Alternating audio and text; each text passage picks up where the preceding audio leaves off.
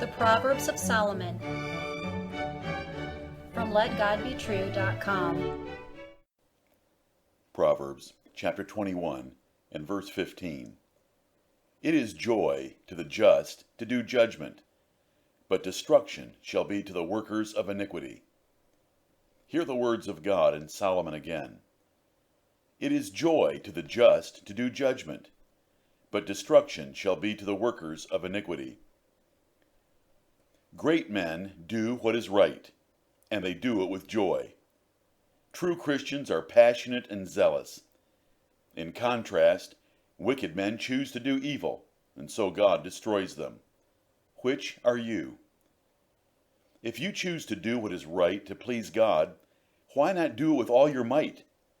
God's first command is for you to love Him with all your heart, all your soul, all your mind, and all your might. And this rule makes perfect sense, for He clearly deserves it. What is judgment here in this proverb? It is doing what is equitable, fair, good, just, right, and righteous. It is not punishment. It is correctly addressing a matter with the remedy pleasing God and man. It is the godly conduct of virtuous men who will only do holy and wise things. It is doing what is right.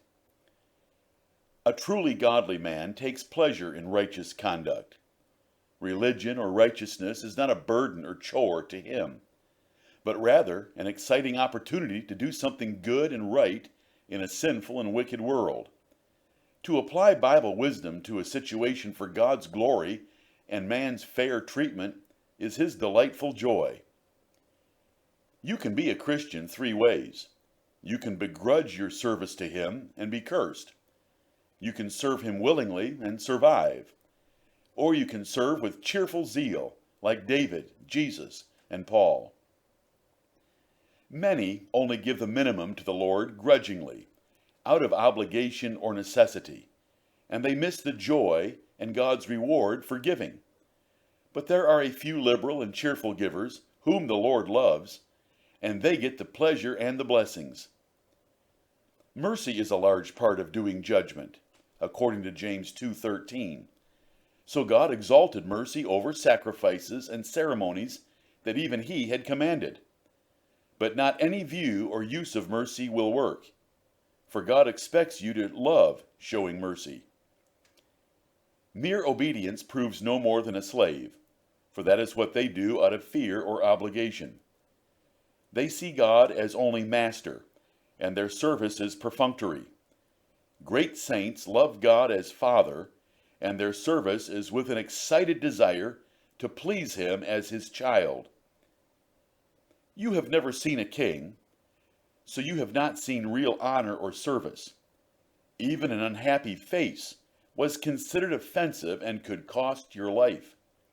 If men honor other men so carefully, should you not greatly rejoice to serve the King of Kings? Anything worth doing is worth doing with all your might. This was Solomon's rule in Ecclesiastes chapter 9 and verse 10. This was King Jehu's reputation. This was also Paul's rule in Galatians 4:18, where he wrote, "But it is good to be zealously affected always in a good thing." What about you, listener? How much faster and farther might the gospel spread if more Christians had joy in doing judgment? Enthusiasm sells. Shine your light so men might glorify your Father.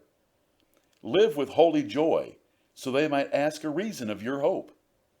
Christians ought to be the happiest persons alive for countless reasons. Are you one of them?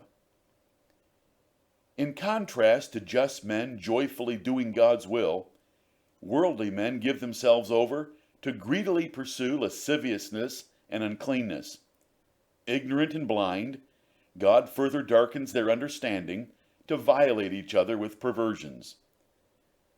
These wicked reprobates have no pleasure in serving God. Do you? They are selfishly in love with sin. Are you? When they stand before the judgment seat of Christ, they will hear these words, "I never knew you. Depart from me, ye that work iniquity." Parent, your children will have rightly psychoanalyzed you by age 12. They will know how much joy you have serving God, doing right, reading the Bible, attending church, praying, and serving others. It will greatly affect their view and practice of Christianity. Let your life from the inside out match that of the Lord Jesus Christ, who said, I delight to do thy will, O my God.